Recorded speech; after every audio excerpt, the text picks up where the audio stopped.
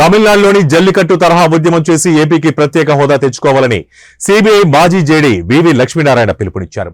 ప్రత్యేక హోదా కోసం ఆంధ్ర రాష్ట్ర ప్రజలు సంఘటితంగా ఉద్యమించాలని కోరారు. శ్రీకాకుళంలో ప్రత్యేక హోదా విభజన హామీల సాధన సమితి ఆధ్వర్యంలో నిర్వహించిన సమావేశంలో ఆయన పాల్గొన్నారు. రాష్ట్రంలోని అధికార ప్రతిపక్ష పార్టీలు చిత్తశుద్దితో హోదా కోసం పోరాటం చేయడం లేదని ఆయన ఆరోపించారు.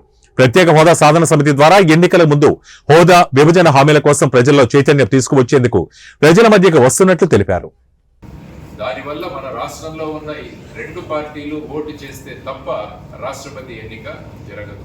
అంటే వాళ్ళు ప్రకటించిన అభ్యర్థికి మెజారిటీ రాదు.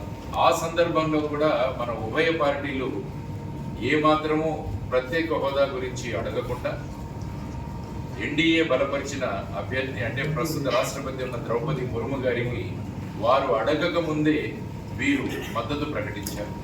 అందువల్ల ద్రౌపది ముర్ము గారు విజయవాడకు వచ్చినప్పుడు ఆవిడ చేసిన స్పీచ్ ఒకసారి మీరు చూస్తే, దేశంలోనే నా అభ్యర్థిత్వాన్ని ప్రకటించగానే వెంటనే మద్దతు తెలిపిన ఈ రెండు పార్టీలు ఈ రాష్ట్రంలో ఉండడం మాకు చాలా ఆనందకరమని చెప్పి, అంటే ప్రత్యేక హోదా విభజన హామీల పట్ల ఈ రెండు పార్టీలకు ఏ విధమైన చిత్తశుద్ధి ఉందో మనం గమనించాలి.